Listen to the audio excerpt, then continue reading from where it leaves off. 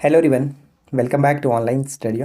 आज हम इस वीडियो में बात करने वाले हैं साइंस के सेट नंबर 7 के बारे में। आई होप कि फ्रेंड्स इससे पहले आपने बाकी के पार्ट्स को ज़रूर देखा होगा।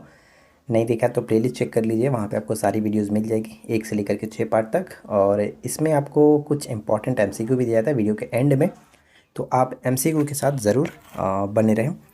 वीडियो अगर आपको पसंद आती है तो लाइक एंड शेयर भी किया करें।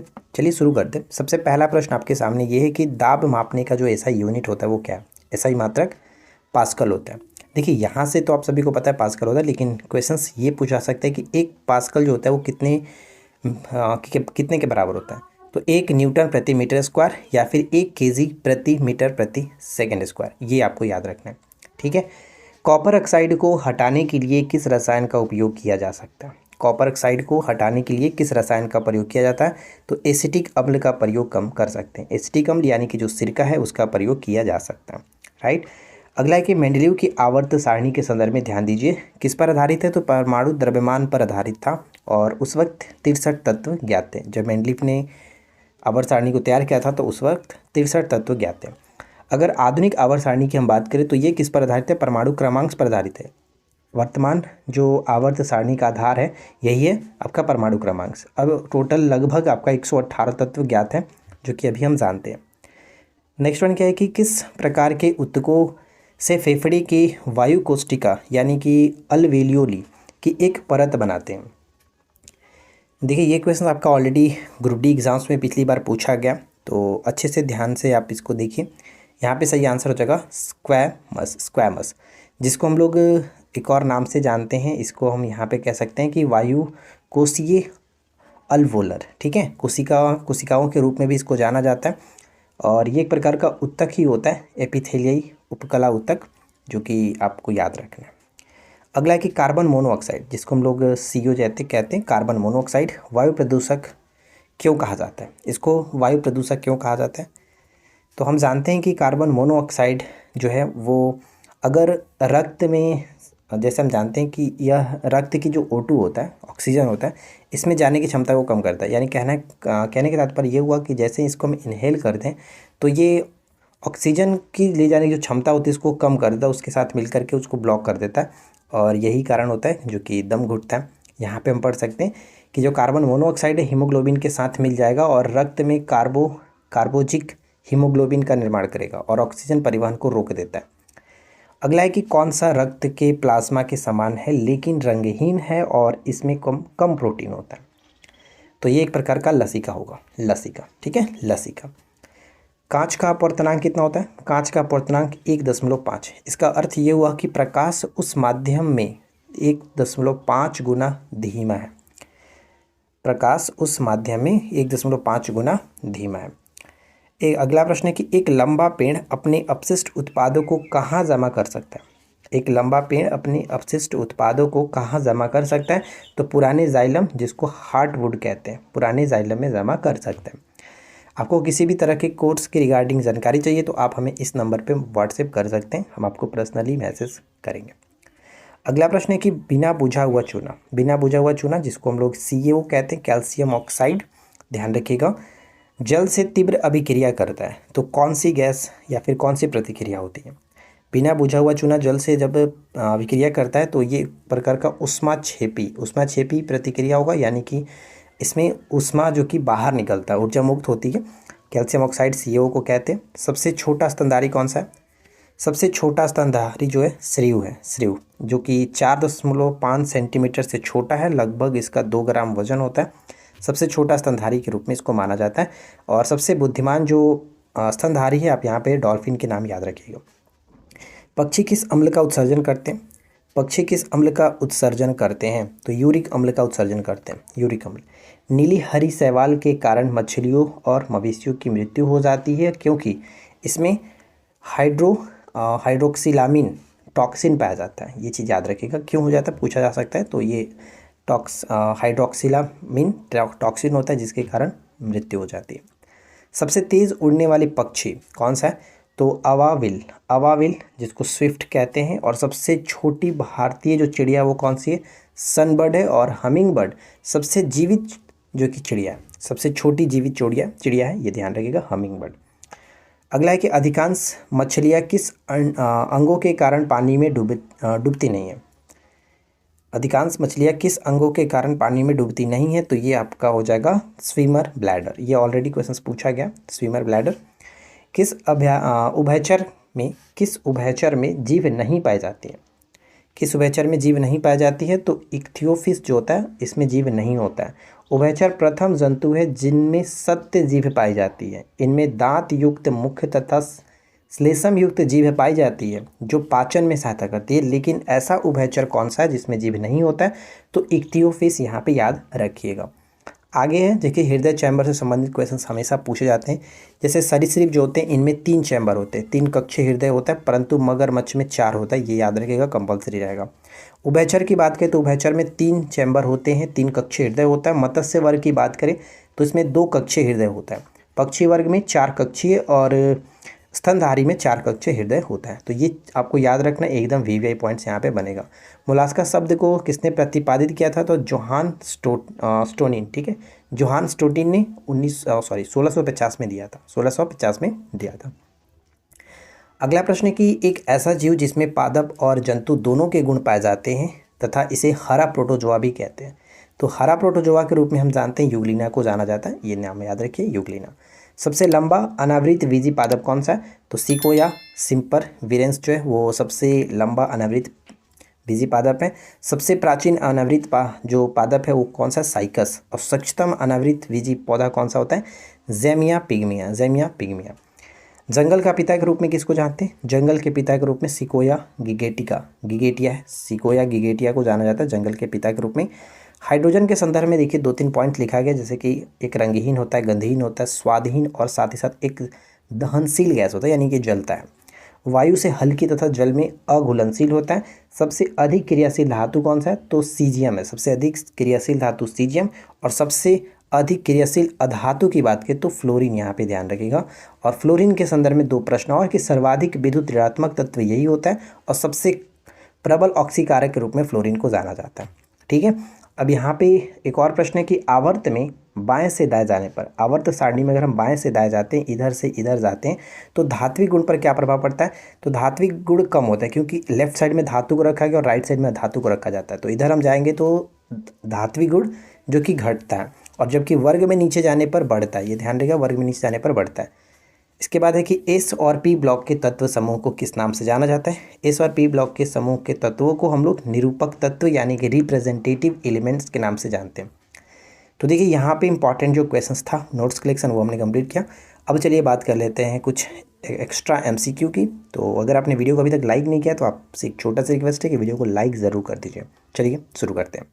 आगे बढ़ने से पहले मैं आपको बता दूं कि जो लोग बीपीएससी सुपर टेट के एग्ज़ाम्स के लिए प्रिपरेशन में लगे हुए हैं उनके लिए मैं आपको बता दूं कि हमारे एप्लीकेशंस पे एक कोर्स लॉन्च हुआ है जिसमें सारे सब्जेक्ट के नोट्स और साथ में जो क्लासेस हैं वो स्टार्ट किए गए। तो जिन लोगों को ज्वाइन करना है बहुत ही कम कीमत के साथ 199 के साथ आप जाकर के ज्वाइन कर सकते हैं, क्योंकि जल्द ही इसकी प्राइस को हम लोग इंक्रीज़ करने वाले हैं, क्योंकि इसमें study material day by day increase हो रहा है तो प्राइस भी इंक्रीज़ होगा। तो जिनको भी ज्वाइन करना है बेहद ही कम कीमत के साथ अच्छा स्टडी मटेरियल, आप जल्दी से जाइए ज्वाइन कर सकते हैं। वीडियो के डिस्क्रिप्शन में हमारे एप्लीकेशन का लिंक दिया गया, उसको डाउनलोड करिए, लॉगिन करिए और उसके बाद आप जा करके इस बीपीएससी सुपर टेट के कोर्स को ज्वाइन कर सकते हैं। तो चलिए अब इस क्लास को स्टार्ट करते हैं। देखिए सबसे पहला प्रश्न है कि ग्लूकेगॉन हार्मोन्स जो है, हार्मोन्स निम्नलिखित में से कहाँ से स्रावित होता है। ग्लूकेगॉन हार्मोन्स कहाँ से स्रावित होता है, तो इस प्रश्न का सही आंसर अगर आपने ऑप्शन सी को टिक किया तो बिल्कुल सही जवाब होगा, अग्नाशय से स्रावित होता है ग्लूकेगॉन हार्मोन्स। ठीक है, इंसुलिन का स्रावण भी यहीं से होता है, इसको भी याद रखिएगा। टिबिया नामक हड्डी किस में पाई जाती है, टिबिया नामक हड्डी जो है निम्नलिखित में से किस में पाई जाती है, तो यहाँ पे सही आंसर हो जाएगा टिबिया नामक हड्डी टांग में पाई जाती है, ऑप्शन बी टांग में। अगला है कि इंसुलिन हार्मोन के विषय में निम्न कथनों में से कौन सा कथन सही है। तो इंसुलिन हार्मोन के बारे में 4 पॉइंट्स दिए गए, चारों को बारीकी से पढ़िए और गेस करिए कि सही आंसर क्या बनेगा। इंसुलिन, तो देखिए इंसुलिन एक प्रकार का प्रोटीन है, ये तो सही है, इसमें कोई दिक्कत नहीं। जो मानव शरीर से में उत्पादित नहीं होता, ये गलत हो गया। ये एक स्टेरॉयड है, गलत है। कोलेस्ट्रॉल प्रेरित हार्मोन, गलत है। लेकिन सही आपका होगा कि एक इंसुलिन हार्मोन है और मानव शरीर में उत्पादित होता है, अग्नाशय की बीटा कोशिका से स्रावित होता है। तो ये बिल्कुल सही आंसर है, ऑप्शन हम डी को टिक करके आगे बढ़ सकते हैं। क्वेश्चन नंबर 4 है कि चिकनगुनिया वायरस का पता लगाने के लिए किस तकनीक का उपयोग किया जाता है। चिकनगुनिया वायरस का पता लगाने के लिए किस तकनीक का उपयोग किया जाता है। तो यहाँ पे सही आंसर हो जाएगा ऑप्शन सी, बायोसेंसर परीक्षण। बायोसेंसर परीक्षण, option C will be correct answer. Question number 5, श्वेत रक्त कोशिकाओं का आकार कैसा होता है। श्वेत रक्त कोशिका, जिसको हम लोग WBC कहते हैं, जिसका जीवन काल लगभग 2 से 4 दिन माना जाता है, तो श्वेत रक्त कोशिकाओं का आकार कैसा होता है, तो अमीबीय आकार का होता है, ऑप्शन बी, अमीबीय आकार का, ऑप्शन बी को टिक करेंगे। ठीक है, चलिए क्वेश्चन नंबर 6 देखिए, विकिरण के क्वांटम सिद्धांत का आविष्कारक कौन है। विकिरण के क्वांटम सिद्धांत के आविष्कारक के रूप में किसको जाना जाता है। क्वांटम सिद्धांत के आविष्कारक के रूप में मैक्स प्लांक को जानते हैं, ऑप्शन बी हो जाएगा मैक्स प्लांक। क्वेश्चन नंबर 7 की मलेरिया किसके द्वारा एक व्यक्ति से दूसरे व्यक्ति तक अंतरित किया जाता है। मलेरिया किसके द्वारा। मलेरिया ध्यान रखिएगा प्रोटोजोआ से होने वाला एक प्रकार का रोग है, जबकि डेंगू वायरस के कारण होता है। ठीक है, तो एक व्यक्ति से दूसरे व्यक्ति में किसके द्वारा जाता है, तो सही आंसर बनेगा ऑप्शन सी, एनाफिलीज मच्छर के द्वारा, ऑप्शन सी एनाफिलीज मच्छर के द्वारा। उच्च सांद्रता से निम्न सांद्रता की ओर अणुओं के संचालन को क्या कहा जाता है। उच्च सांद्रता से निम्न सांद्रता की ओर अणुओं के जो संचालन होता है उसे हम लोग किस नाम से जानते हैं। उसे हम लोग विसरण के नाम से जानते हैं। विसरण, ऑप्शन ए होगा, विसरण के नाम से जाना जाता है। चमड़े के शोधन में कौन से सूक्ष्म जीवों का उपयोग किया जाता है। चमड़े के शोधन में, जिसको टाइनिंग कहा जाता है, तो इसमें शोधन में किस सूक्ष्म जीवों का इस्तेमाल करते हैं, तो जीवाणु का इस्तेमाल इसमें किया जाता है, बैक्टीरिया का इस्तेमाल करते हैं, बैक्टीरिया। अगला प्रश्न क्वेश्चन नंबर 10 है, किस प्रक्रिया का प्रयोग उस व्यक्ति के रक्त को शुद्ध करने के लिए किया जाता है जिसके गुर्दे ठीक से काम नहीं कर रहे हो। इसको हम लोग किस नाम से जानते हैं। तो आपने डायलिसिस नाम सुना, हीमोडायलिसिस बिल्कुल सही आंसर होगा, option A, haemodialysis, option A. अगला प्रश्न है कि जो क्षार होता है वो लाल लिटमस पेपर को कौन सा रंग में बदल देता है। तो हमने कई बार बात किया अनिल के बारे में। अनिल यानी जो अम्ल होता है वो नीले लिटमस को लाल में कन्वर्ट करता है। तो लाल को, पेपर को उल्टा अगर हम देखें तो जाहिर सी बात है कि नीला को लाल में बदल रहा है क्षार, तो अम्ल यहाँ पे क्या होगा कि लाल को नीला में बदलेगा, ऑप्शन बी हो जाएगा, लाल को नीला में बदलेगा क्षार, ऑप्शन बी। अगला है कि रकाब। रकाब एक प्रकार का हड्डी होता है जिसको स्टैपिस कहते हैं, स्टैपिस। तो ये मानव शरीर के कहाँ पाया जाता है। स्टैपिस मानव शरीर की सबसे छोटी हड्डी होती है, कान में पाई जाती है स्टैपिस, ऑप्शन हम यहाँ पे सी को टिक करेंगे। स्टेपिस कहीं देखने को मिलता है इसको। अगला कह रहा है कि किसी व्यक्ति को हाइपरमेट्रोपिया है, नेत्र रोग विशेषज्ञ उसकी दृष्टि को सही करने के लिए किस प्रकार के लेंस का सुझाव देंगे। तो हमने कई बार बात किया है 2 पर 3 का इस्तेमाल करिए और 3 पर 4 का इस्तेमाल करिए। हाइपरमेट्रोपिया का मतलब क्या हुआ, दूर, मतलब दूर का मतलब दूर, दो हो गया। तो दूर में हम अगर 2 पे 3 लगा रहे हैं, 3 का मतलब क्या होगा, उत्तल। ठीक है, उत्तल। और उसी तरह से 3 का मतलब क्या होता है, निकट। तो 3 पर 4 यानी अवतल। तो यहाँ पे हाइपरमेट्रोपिया के लिए किसका इस्तेमाल करेंगे, उत्तल का, ऑप्शन डी होगा। विटामिन का कौन सा समूह जल में घुलनशील है। तो जल में घुलनशील विटामिन कौन कौन सा होता है, तो आप सभी को पता होगा, जल में घुलनशील विटामिन बी और सी होता है। बी और सी जल में घुलनशील विटामिन है, बाकी ए डी ई के जो होता है वो वसा में घुलनशील विटामिन है। तो ऑप्शन डी को टिक करेंगे। डीएनए मुख्य रूप से कोशिका में संग्रहित होता है। डीएनए मुख्य रूप से कोशिका के संग्रहित होता है किसमें। केंद्रक के अलावा हम लोग माइटोकॉन्ड्रिया में भी जानते हैं, ये भी याद रखिएगा। यहाँ पे करेक्ट होगा ऑप्शन ए। चलिए अगला प्रश्न, निम्नलिखित 2 बीमारियों पर ध्यान दीजिए। एक तो मिनीमता और दूसरा इताई रोग है, इसको इटाई भी लिखता है। तो मिनीमता और इटाई रोग के बारे में, इन बीमारियों के फैलने की 2 वजह है वो कौन सी है।